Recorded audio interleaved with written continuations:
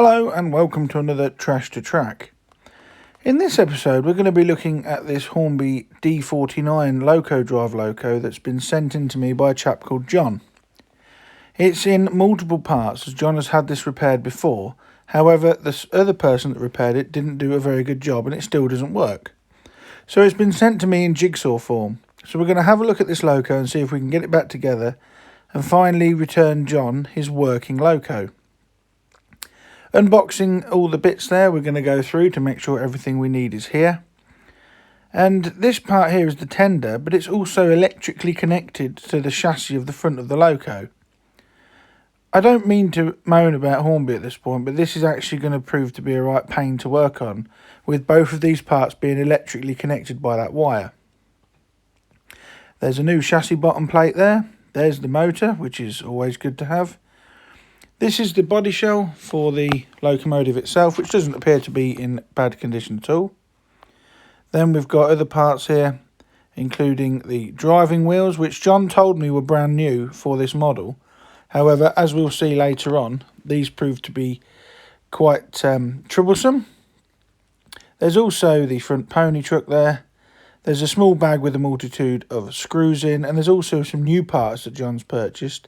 There's a new wiring loom, however, it looks to be in the bag, one of the pickups has broken off the plastic. And the main feature that's wrong on this is these side rods have actually bent and broken. One of the rivets has come out, and you can't actually currently get these as spares. So, as a first for me, I'm actually going to try and repair this rivet. The motor itself, having had a battery test, spins lovely, so the motor's in good order, which is always good. And John has very thoughtfully sent across a Hornby service sheet, which in this instance is probably going to act like the Jigsaw box lid, so that I have a picture to work to assemble this model. As I said, these two are electrically connected, and there's a DCC interface in the tender, and that is about all that's in there. These models are quite old now and date from the 80s and originally would have been tender drive. However, now the tender provides pickup, as do the driving wheels, so this should be a nice smooth runner when we get it going. The wiring loom looks all intact, and the pickup plate on there isn't actually broken, it's just badly bent. Now, to repair these side rods, I'm not actually going to rivet them together, as I don't have the capability to do that. But what I'm going to try and do, as this is a big experiment really, is I'm going to use this steel pin, which goes through the hole there where the rivet did, and I'm actually going to push this through and then solder the end of it to allow the pin to stay in place and hold the valve gear together. This may seem a cop-out to some, but like I said, spares for this model were non-existent online. And if this works, it will repair the original side rods, and it will also give me confidence to try and repair valve gear in the future. These valve gear do keep getting tangled up, but here you can see that I've lightly rubbed the valve gear down. I've soldered that pin into place, trimmed the end off, and the solder actually has formed a blob on the pin there, and no matter what I do during testing, I cannot push it out, which to me proves that it's actually a very solid lock, and we've repaired them valve gear for now, and we'll see how they run later. The traction tyres on the driving wheels, you can see these have seen better days, and the rubber's actually gone completely funny, so these will need replacing. And I've got some in my spares box here, so I just stretch them out a little bit and fit them over the rims on the driving wheels. The weight of this model is such that I really don't think that traction tyres are necessary, but as they're on there, I'd rather replace them and leave an empty groove in the wheel. The traction tyre's fitted, and I just, with my nail, just run it along there to make sure that it's all nice and flat. And the same was repeated for the other wheel. This chassis plate, as I said, is broken. Those copper contacts have come off the plastic. So I'm actually going to use the ones that were supplied originally with the model, as they are still in place, and they are not broken at all. These parts here are the motor mount. The motor sits in there. This clip goes around the front of the motor behind that flywheel and clips the motor into place with two small holes next to the gear wheel. And this motor mount on the back that's laying on my workbench, that fits to the back of the motor and is secured in place with a small screw. I'm just manipulating that front clip into place there to hold the front of the motor in. And like I said, this one goes on the back. Now the wiring should go through that, but this capacitor here is in the way, and I'm actually going to get rid of that. I don't think it's necessary. Some people keep them on, but I've removed them from countless engines over the years, and it makes no difference to performance whatsoever. They are allegedly TV suppressors, but in the digital age of digital television, I don't actually think it does anything now to the model itself. The pickup wires were then fed through that motor mount as per. The motor mount was clipped onto the back of the motor, and then, as I said, it was secured in place with a couple of very small screws that luckily hadn't got lost when this Loco was stripped down.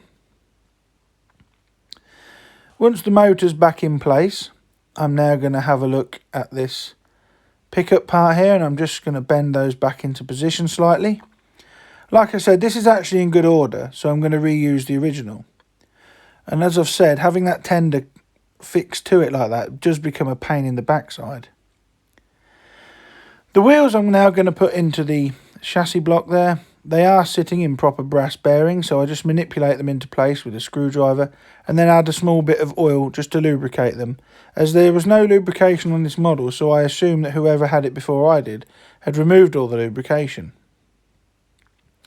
You'll see on the chassis block there to the left is 2 holes for different wheels, so this chassis must be used for different models. To ensure that I get the front driving wheels in the correct position, I'm just going to line it up with the other set of driving wheels and put one of the side rods on, just so I know that it's in the correct place. It appears that when on the D49 engine, which this is, you use the leftmost on screen gap for the driving wheels. So again, the bearings were lined up, the wheel was inserted and lubricated. Once this was done, the pickup plate there was then manipulated back into place, ensuring that those 4 pickups are touching the backs of the wheels.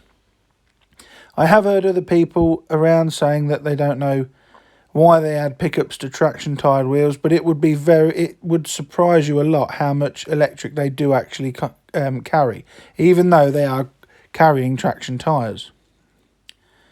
Once that's in place, it took a while now, and I've sped the footage up slightly just to manipulate this into the correct place and then get all the wires in the correct place. The wires are held in place by small plastic lugs, luckily none of which had broken off, but it was a fiddly job trying to get these wires back in place before I could put the chassis keeper plate back on. Every time I moved it, the weight of the tender wires would pull either the wheels or the pickups out of alignment. And it was becoming a bit of a pest having that tender there all the time.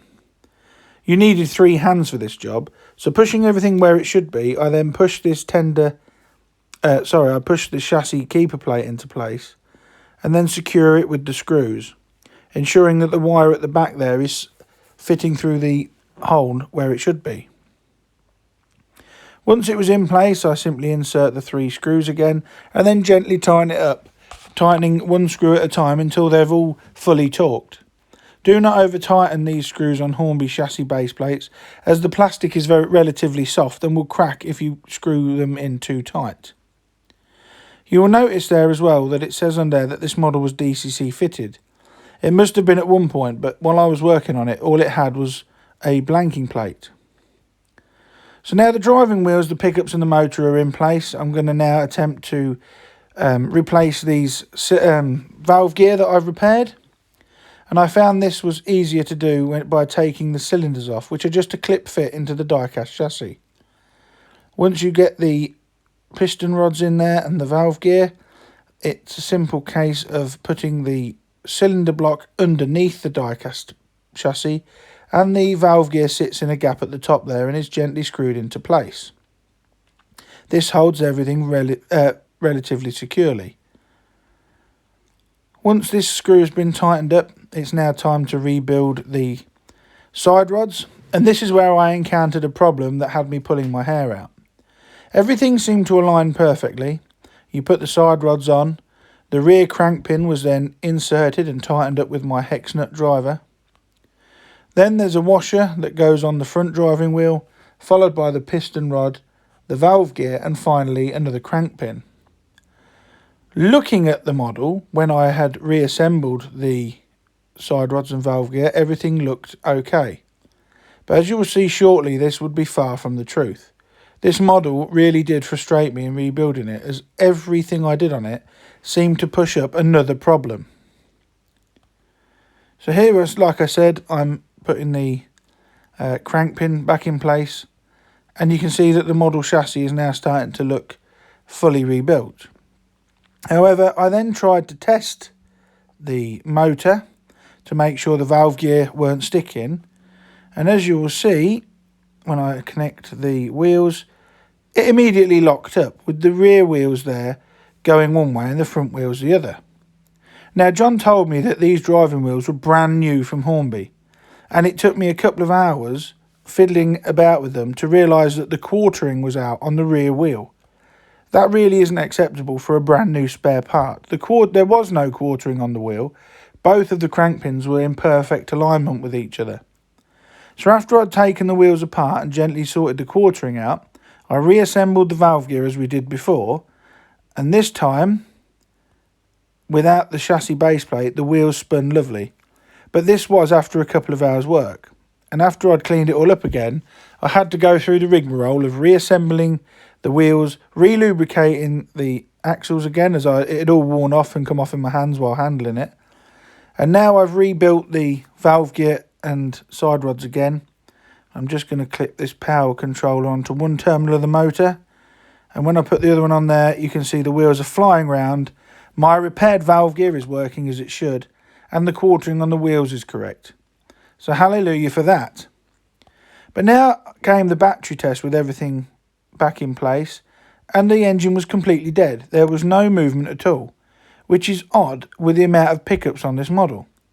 I put the controller back onto the motor terminals, which had been resoldered at this point, and there was still nothing. And I tested all the pickups on the model, I tested the track, and I even got to the point, as you can see just by my thumb there, power directly to the motor made the motor spin. Now, I looked in the tender at the DCC blanking plate. However, as you'll see in this close-up, that is not a blanking plate. That is the unsoldered remains of a DCC decoder itself. But at this point, I hadn't noticed, and I just thought it was a blanking plate. I went through everything. I went through the pickups and cleaned it all and stripped it all down again. But I didn't realise until much later what the problem was. The Loco body shell is in good condition. However, on one side of the body, there is this contact adhesive. It's either Yoo-hoo, which somebody has tried to glue the handrails back on. So using a very sharp scalpel and a blunted cocktail stick, I managed to work all this glue off the body sides, and it becomes apparent that a couple of the handrail holders are broken. So I end up taking the handrail off this side, cleaning all the glue off, and then replacing the broken handrail knobs with ones out of my spares box to rebuild the handrails correctly. There really was a lot of contact adhesive on this, and I was very lucky in the fact that it hadn't corroded and melted the paintwork underneath, which contact adhesive has a tendency to do.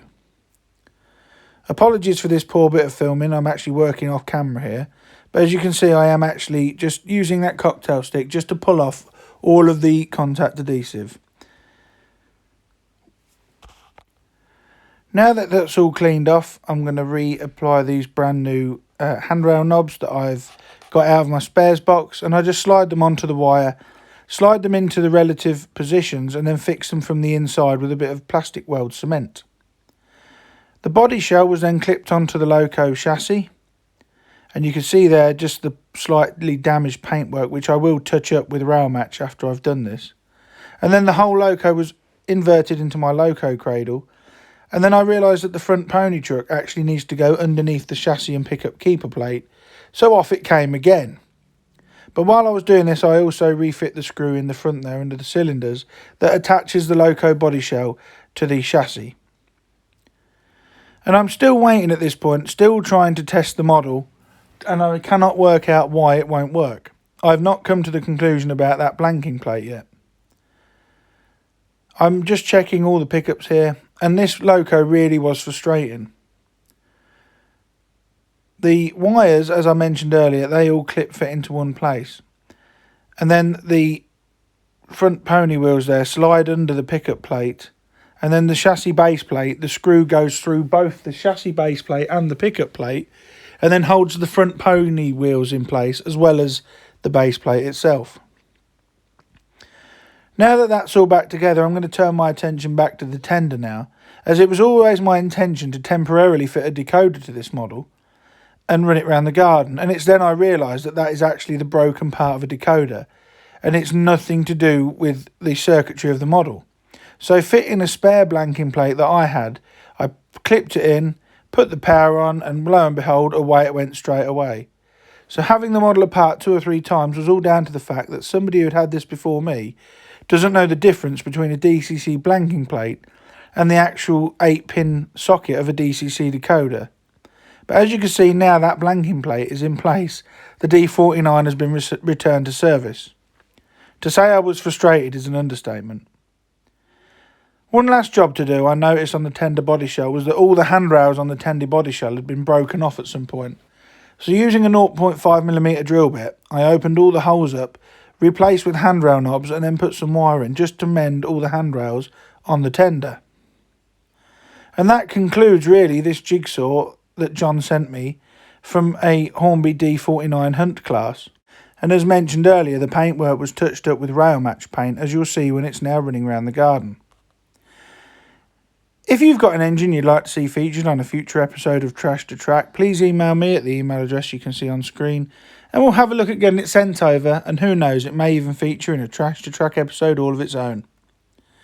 I'm very pleased with the result we got with this, considering how many parts this Loco was sent to me, and the fact that John had sent it to somebody in the past to repair, who had done a bodged job of it, then refused to correct his work. I'm very happy with this rebuild, and I'm going to box this D49 up and get it sent back to John. In the meantime, I'll leave you with it running with a coal train in the garden, and I'll catch you in the next episode of Trash to Track. Thank you very much for watching. Please like, share and subscribe, and I'll see you again soon. Bye for now.